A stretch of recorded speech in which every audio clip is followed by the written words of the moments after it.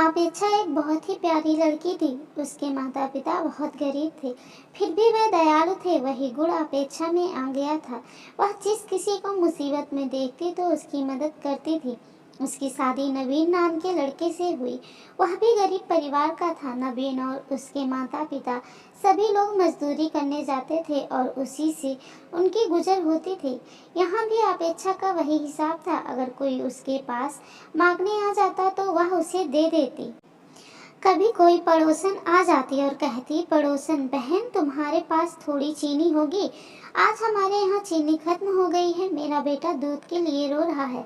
वह ऐसे दूध ही नहीं पीता। तो वह उसको कटोरी में चीनी ऐसे ही दे देती। कभी कोई और पड़ोसन आ जाती और कहती, पड़ोसन बहू कुछ रुपए उधार दे दो, मैं बच्ची की दवा लेने जा रही हूँ। मेरे पास नहीं है, मैं तुम्हें वापस कर जाऊंगी बाद में। तो अपेक्षा दे देती। उसकी सास उसे डांटती, सास तुमने क्या धर्मशाला खोल रखा है? हम लोग कौन से अमीर हैं? कोई ना कोई तुमने मांगने चला आता है और तुम उसे दे देती हो। फिर ऐसा होने लगा कि अपेक्षा सबके सामने किसी को कुछ नहीं देती, लेकिन फिर चुपके से दे देती थी। पूरे मोहल्ले के औरतें जब इकट्ठा होकर जब बातचीत करती तो कहती, ऐसी बहू हमने कभी नहीं देखी। वह तो बहुत अच्छी है, इनके घर में तो लक्ष्मी आ गई है। लेकिन बेचारी बहुत तकलीफ भोग रही है। अपेक्षा की इस भावना से उसकी सास और नबीन उनसे बहुत नाराज हो जाते थे। एक बार ऐसा हुआ कि लगातार पानी बरस रहा था। सब लोग मजदूरी करने गए। वह बाजार में खड़े थे और कोई काम नहीं मिल रहा था। फिर सब लोग लौट आए। सभी को काफी भूख लग रही थी। कई दिनों तक उनको कोई काम नहीं मिला। वह बाजार जाते, खड़े रहते और घर वापस लौट आते। जो कुछ घर में रखा था वो पहले ही खत्म हो गया था। अब घर में खाने के लिए कुछ भी नहीं था। वह सब बहुत भूखे बैठे थे और कह रहे थे कि सास, हे भगवान, आज क्या खाएंगे? इतनी जोर से भूख लगी है। आज घर में कुछ भी नहीं है। आज मजदूरी नहीं मिली तो आज खाना भी नहीं मिलेगा। यहाँ तो रोज कुआं खोदो रोज पानी पियो वाली हालत है। तभी उसकी पड़ोसन पुष्पा आ गई कुछ मांगने। पुष्पा, अरे भाभी उदास क्यों हो? क्या हुआ? अपेक्षा, आज हमारे यहाँ कुछ है ही नहीं। इतना सुनते ही पुष्पा अपने यहाँ गई और दाल चावल और सब्जी ले आई।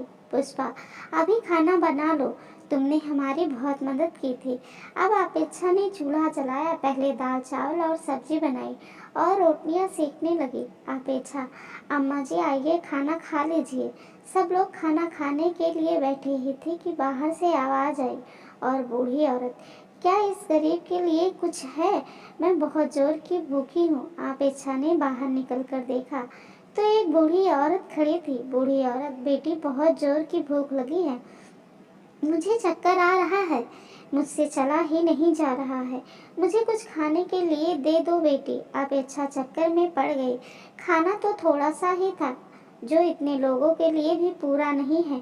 वह सोचने लगी, भगवान मैं क्या करूं? इन बूढ़ी औरत को खाना तो देना ही चाहिए। इतनी कमजोर हैं, भूखी भी हैं और कमजोर भी हैं। इन्हें खाना दिए बगैर मैं इन्हें कैसे लौटा सकती हूँ? तब तक उसकी सास बाहर आकर बोली, सास, खाना वाना कुछ नहीं है यहाँ। और बहू, तुम किवाड़ बंद कर दो, ज्यादा चक्कर में पड़ा ना करो। बूढ़ी औरत, बेटी मुझ पर थोड़ी दया करो, मैं बहुत दुखी हूँ। आज तो लगता है भूख के मारे आज मेरे प्राण निकल जाएंगे। ऐसा कहकर वह वहीं बैठ गई और आंसू बहाने लगी। अपेक्षा दौड़कर और अपनी सास से बोली, अपेक्षा, अम्मा उन्हें खाना दे दो, वो बहुत भूखी हैं। कहीं ऐसा ना हो कि उन्हें कुछ हो जाए। अपेक्षा की सास ने उन्हें डांटा, सास, हमारी तुम्हें परवाह नहीं और वो भिखारन कहाँ से चली आई तो उसकी परवाह है। अपेक्षा, पर अम्मा जरा सोचो, हमें भी तो 2 दिन हो गए कुछ नहीं खाया, हमको भी तो चक्कर आ रहा है। अपेक्षा ने तो बाहर देखा तो वह बुढ़ी महिला बाहर बैठकर रो रही थी। अब अपेक्षा से रहा नहीं गया। अपेक्षा, आप चाहे जो हो जाए, मैं उस बूढ़ी औरत को खाना जरूर खिलाऊंगी। वो थाली में खाना परोस कर ले आई और बूढ़ी औरत को दे दिया। वह औरत बहुत खुश हो गई और खाने लगी। बूढ़ी औरत, खाना बहुत स्वादिष्ट है, तुमने खाना बहुत अच्छा बनाया है, तुम बहुत सुखी रहोगी और खाना ले आओ बेटी। अपेक्षा और खाना परोसकर ले आई। बूढ़ी महिला को पता नहीं कि कितनी भूख लगी थी। खाना खाती ही जा रही थी और मांगती ही जा रही थी और ले आओ खाना। अपेक्षा दौड़कर अंदर गई और खाना ले आई। थोड़ी ही देर में दाल चावल की पतीली खाली हो गई। सब्जी रोटी भी वह खा गई।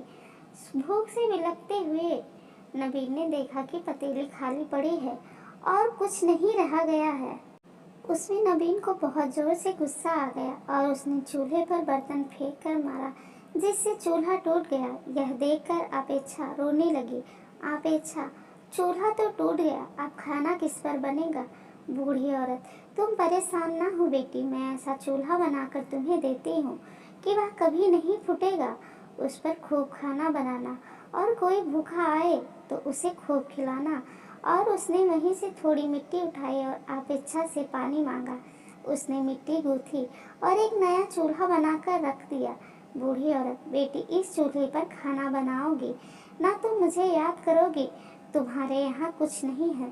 तुम जिस चीज को बनाना चाहो उसका नाम लेकर इस पतीली पर रख देना। ऐसा कहकर वह वहां से चली गई। अपेक्षा पतीली चूल्हे पर रखती। अपेक्षा, मैं तो दाल बनाने वाली थी। चूल्हे में लकड़ियां अपने आप जलने लगी और खाली पतीली में दाल भर भर कर उबलने लगी। अब तो अपेक्षा बहुत खुश हो गई। 1 मिनट में पतीली में दाल अपने आप बन गई। उसने दूसरी पतीली चढ़ा दी और बोली, अपेक्षा, मैं तो चावल बनाऊंगी, देरी नहीं लगी। और चावल भी बन गई। अब तो अपेक्षा जिस चीज को बनाना चाहती उसी का बस नाम ले लेती तो वह चीज बनती चली जाती। यह देखकर अपेक्षा के सास ससुर और नवीन बहुत खुश हो गए। वह अपेक्षा की प्रशंसा करने लगे। अब सभी लोग खा रहे थे। जिसकी जो भी खाने की इच्छा होती वह उसी पकवान का नाम लेता तो अपेक्षा उसे बना देती। अब अपेक्षा की सब लोग बहुत इज्जत करते थे। अब घर का कायाकल्प ही बदल गया था। इतने में बाहर से आवाज आती है, बेटी मुझ पर थोड़ी दया करो, मैं बहुत दुखी हूँ।